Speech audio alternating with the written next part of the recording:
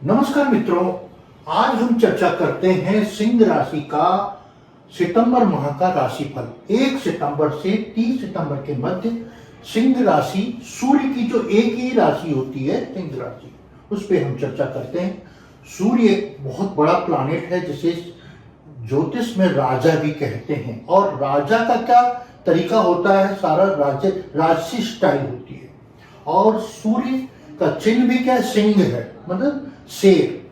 तो शेर अपने आप में विल पावर लेके आता है, अपने आप में कॉन्फिडेंस बहुत ज्यादा होता है, आत्मबल बहुत ज्यादा होता है सूर्य। इसे सिंह लगने वालों में ये विशेषताएं बहुत ज्यादा होती हैं।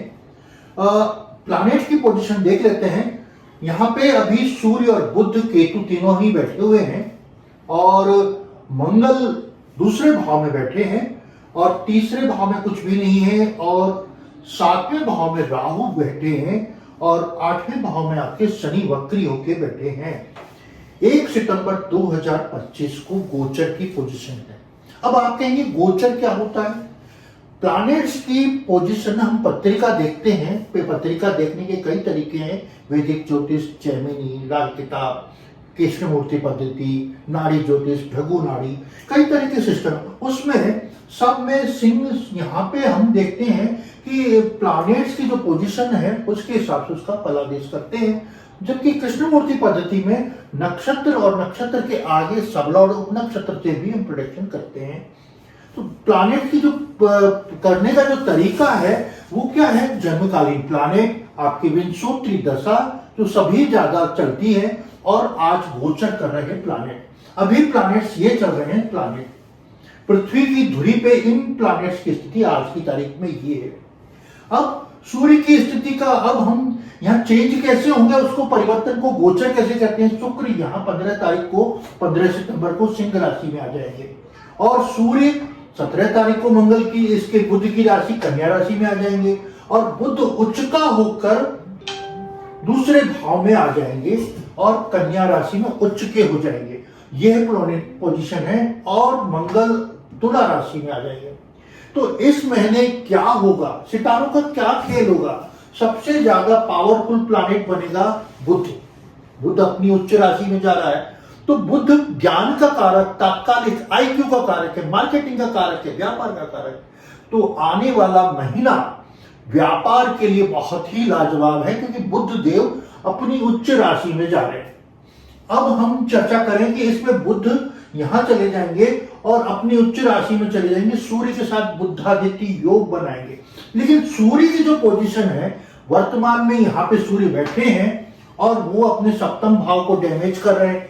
तो जीवन साथी के साथ अभी हम पूरे प्लैनेट्स पे चर्चा करते हैं। सबसे पहले हम लव रिलेशन पे चर्चा करते हैं। पंचम भाव धनु राशि उदय हो रही है, इसको जुपिटर ही देख रहे हैं। तो आपके लव रिलेशन एक स्थिरता में आ चुके हैं। आपके प्रेम संबंधों में कड़वाहट नहीं है, न दुराव है, न बुराई है, न ज्यादा अच्छा है। आपके क्लोज रिलेशन एक सिस्टमेटिक बन गए हैं इन दिनों में, क्योंकि आपकी गुरु यहाँ पे अपनी ही राशि को, धनु राशि को देते हैं, और धनु राशि गुरु की राशि है। वो नैतिक मूल्यों को मानती है, वो सिस्टम से चलता है, आदमी धोखा देने वाला नहीं है। तो हम कह सकते हैं कि आपके प्रेम संबंधों में कोई आपके बैकअप होने की संभावना नहीं है। अगर आपका मन मुटाव होगा तो अभी इन दिनों में नहीं है, इस महीने आपको कोई भी बैकअप होने की संभावना नहीं है। यह महीना आपके लव लाइफ के लिए बहुत ही शानदार है। आप एक दूसरे के प्रति बॉन्डिंग बनेगी और एक दूसरे के प्रति समझ बनेगी। अगर आप अपने वार्डरोब में एक मोर पंख रख लेते हैं तो आपके लव लाइफ में बहुत ही अच्छी यूनिकता से आगे बढ़ेगा, अगर इस महीने करते हैं आप। उसके बाद हम चर्चा करते हैं आपकी मैरिज लाइफ के बारे में। मैरिज लाइफ में सूर्य यहाँ गोचर कर रहे हैं, आपके वैवाहिक जीवन को बड़ा तनावपूर्ण बना रखा है। वैसे राहु यहाँ बैठे हैं, राहु अप एंड डाउन कर देते हैं जिंदगी में। तो 7वें भाव जीवन साथी में वैसे भी सिंह लग्न वालों के 7वां भाव अपोजिट होता है, सूर्य का अपोजिट शनि होता है। तो यहाँ वैसे भी जीवन साथी के साथ सिद्धांतिक मतभेद हमेशा सिंह राशि और सिंह लग्न वालों के लिए होते हैं। और यहाँ राहु जैसा प्लैनेट बैठ गया है 18 मई 2025 को, तो ये आपके वैवाहिक जीवन में बहुत ज्यादा तनाव दे रहा था। अब पिछले 15 तारीख को यानी 15 अगस्त से यहाँ पे वापस आ गया सूर्य, जो 15 सितंबर तक रहेंगे, 17 सितंबर तक रहेंगे। तो ये वैवाहिक जीवन के लिए आपके काफी नकारात्मक स्थिति है। आप अपने वैवाहिक जीवन में कटुता नहीं करें, भाषा का सोच समझकर प्रयोग करें, कठोर भाषा का प्रयोग नहीं करें। विशेष रूप से सूर्य का ऐसा प्लैनेट है जो ईगो हर्ट कराता है, तो ईगो को थोड़ा सा त्याग करें, जो आपके लिए बहुत कठिन है। मैं तो आपको यही कहूंगा कि आप थोड़े से ईगो को रिड्यूस करें, खत्म करने की आपकी ताकत नहीं है, क्योंकि आपकी जन्मकालीन प्लैनेट में ही आपका जन्म राशि सिंह है। तो आप में ईगो तो कूट कूट के भरा है और डिसिप्लिन आप बहुत ज्यादा है, और कई बार डिसिप्लिन प्रॉब्लम हो जाती है, वैवाहिक जीवन के लिए तनाव देता है। तो वैवाहिक जीवन आपका कब सुधरेगा?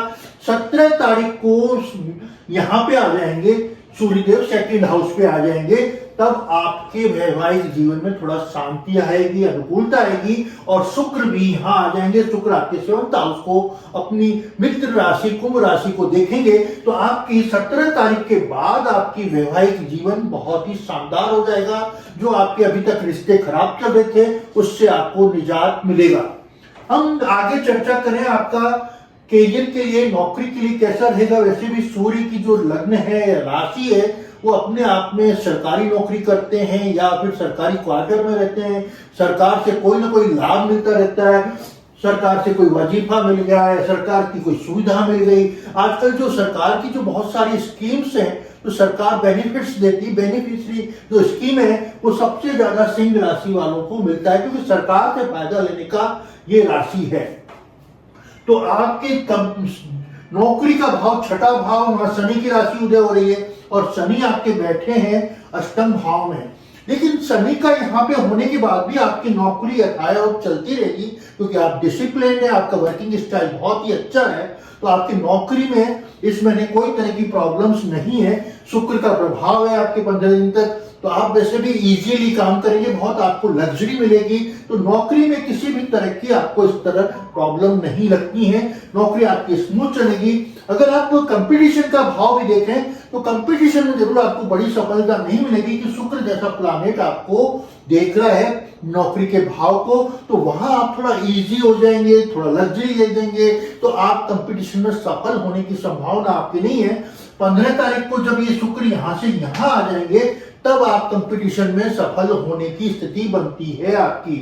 अब हम चर्चा करें आपके बिजनेस कैसा रहेगा। बिजनेस के भाव में कुंभ राशि उदय हो रही है, राहु यहाँ बैठे हैं, बुध जैसा प्लैनेट यहाँ देख रहा है।